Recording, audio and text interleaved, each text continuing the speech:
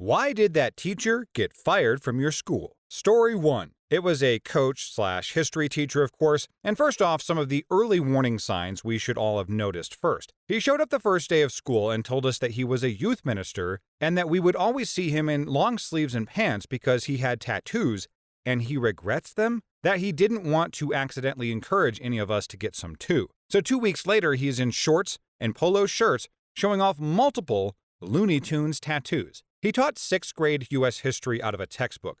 I mean, word for word. We did multiple chapters a day and were expected to do every assignment listed for each chapter. This averaged about 3 hours of work a day in 6th grade.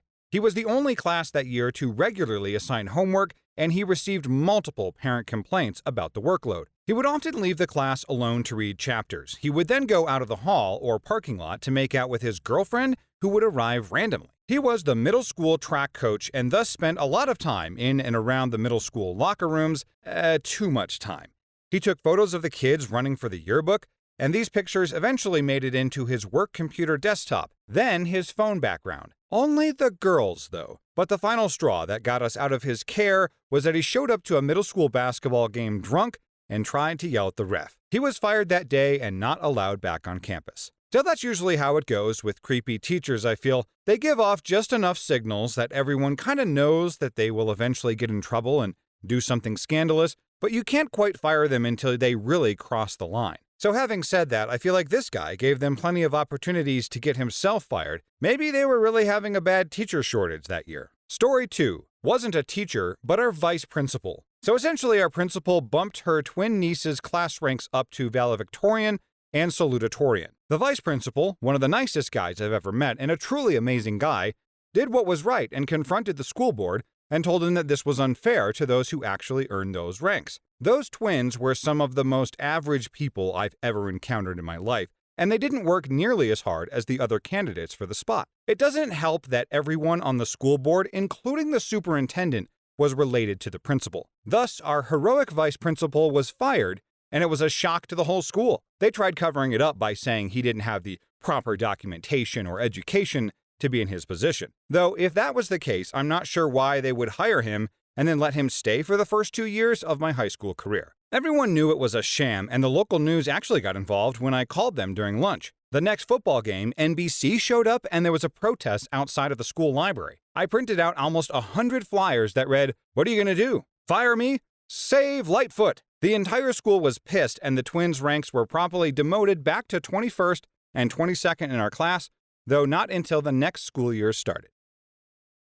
Story 3. The principal of my elementary school got fired the first year he was hired, or took leave before he was arrested. I'm not exactly sure which came first. So a couple kids in my 4th grade class thought they'd prank the science teacher by pouring iodine and bleach into his coffee when he wasn't looking. The teacher tasted it as soon as the drink hit his tongue and immediately spit it out. He grilled the class, and the kids admitted to it and got sent to the principal's office. The principal found out which of them physically poured the chemicals into the coffee and then took him into the bathroom to discipline him. Apparently, he grabbed the bottom of his jaw while screaming in his face. You could hear him echoing through the hallway. Then he squeezed hard enough that the boy started crying. So he slapped him across the face and told him to stop crying. The kid's dad was a lawyer, by the way.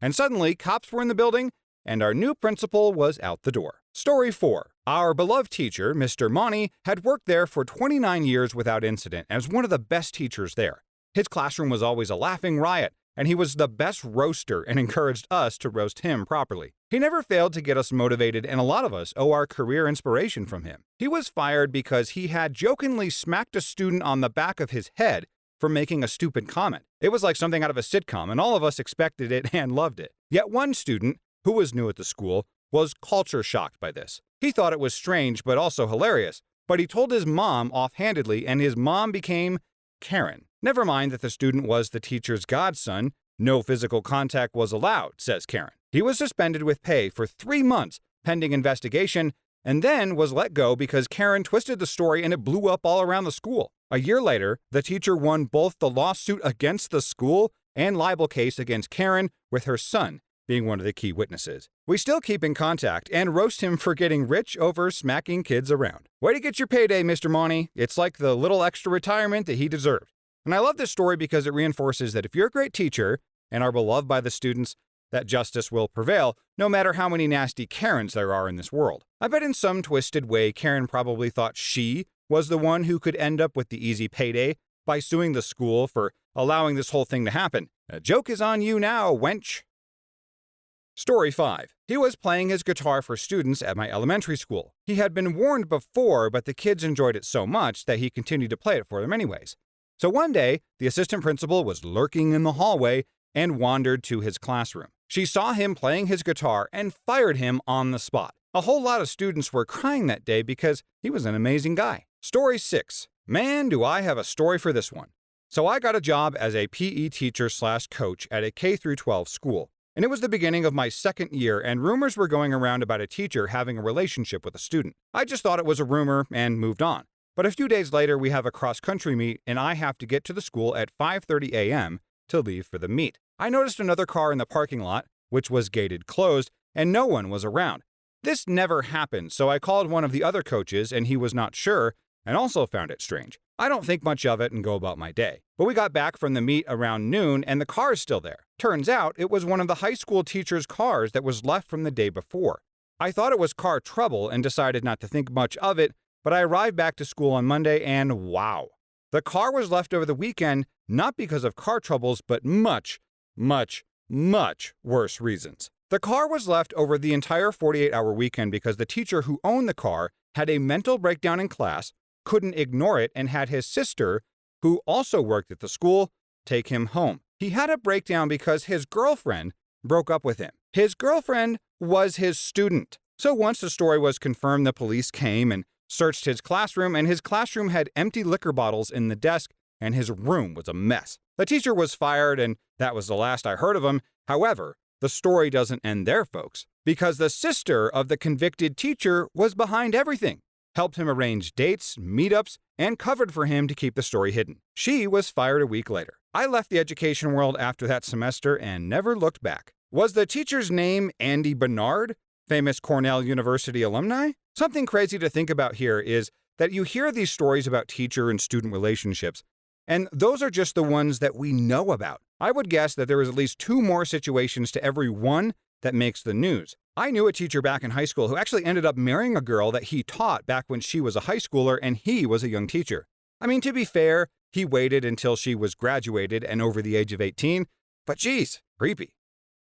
Story 7. In grade 10 or 11, we had an English teacher get fired for showing an inappropriate movie. The movie, and I think it was Once We're Warriors, was approved by the school. The teacher sent a note home to all the parents for his class asking permission and detailing what was in the movie, which was like violence, drug use, sexual assault, and why he had chosen it. So one girl, whose parents had signed the permission slip and decided to watch the movie with the class, the teacher asked if anyone would like to leave, got about halfway through the movie before leaving in hysterics and complaining to the office that the teacher had behaved inappropriately by showing the movie to a class of 15 or 16-year-olds. Poor guy did everything right, got it approved and parental permission, and still got fired. Story 8. Halfway through the school year, my high school manufacturing teacher was talking badly about his wife.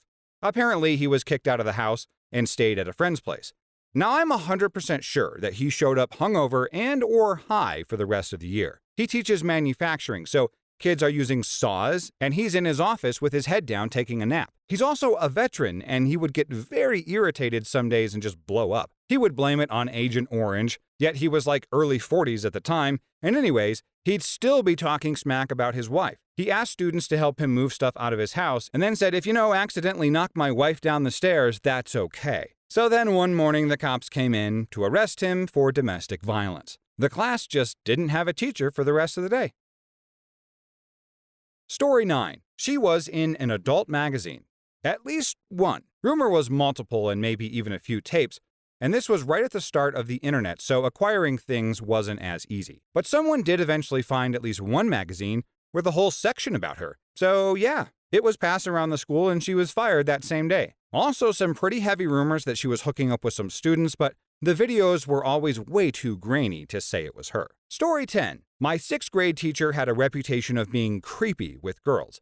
The first day of school, he made me sit right in front of him while he was on his tall desk. He would be on his phone constantly, making comments about me and how I'm growing up so fast compared to the other girls. The last straw was when I was the last one walking out to recess, and he told me to walk in front of him, then turned around and walked towards him while he was taking pictures. He told me I was very photogenic. I finally told my mom, and she made a call to the district, and we had all the 6th graders send letters telling their own personal stories about him. And one day, he didn't show up because my mom got him arrested. Hell hath no fury like a protective mother up against a creepy, perverted teacher. It sounds like that weirdo got exactly what he deserved. Not sure what he was arrested for, but hopefully he would have to register as an offender or something. It was pretty obvious that the guy kind of kept escalating his behavior a little bit, so if he was not stopped, it sounded like he was one move away from trying to make a move on a female student. Idiot. Story 11. In high school, our carpentry/woodworking teacher was fired. One morning when we came into his class, he took us all out back and opened up his van. Inside was a dead deer that he insisted he was going to turn into beef jerky and sell some other cuts to students. He then asked some students to drag the carcass through the entire woodshop class, which was like 3 regular classrooms combined, mind you, and then hung it on a hook in a closet next to his office. The next day, we had a new teacher, and nobody got deer jerky. Story 12. My history teacher was a very kind old man and one of my favorite teachers. He was getting very close to retirement and had about 5 years left. But towards the end, he had an asthma attack during our class and was sent to a hospital for a week later. He came back a month later and announced that he would be given an early retirement at the end of the year due to his health getting worse. In his last week, we just had fun with all of his classes. They were the last classes we had on his last day, and he spent the class telling us his life story about growing up in Italy, meeting his wife, and how he nearly missed his interview to be a teacher in our school, which was his first, last, and only teaching job. I still see him around sometimes, and he's in good health. You're the best, Mr. C. You have to appreciate a classy old guy as a history teacher. That is a little bit more believable than some 24-year-old straight out of college, because the old guy has actually lived in the times that he is teaching about. I think he is a little bit more relatable. And bonus, if the old guy has a wise-looking beard and circular glasses that he keeps in his sweater vest. I had a professor in school who wore a scholar tuxedo to class every day, and his office was floor-to-ceiling covered in books. He was awesome. Story 13. One cuffed a kid on the back of the head for doing something dumb. Of course, a teacher would never touch a student, but this particular kid had anger issues, and he didn't like getting reprimanded for what he did. So he went to the principal, and a couple days later, the teacher was fired. The other teacher was much more liked, and he was fired for breaking up a fight, though there's some fishy circumstances surrounding that due to the bias from authority and all the rumors. The entire student body loved him, but the administration didn't, probably because he didn't take their crap. The senior prank that year was to print thousands of tiny headshots of him and then plant them around the school, and the principal freaked out about it. His wife, who retired a year later, made sure to keep one front and center in her room as a quiet little form of protest.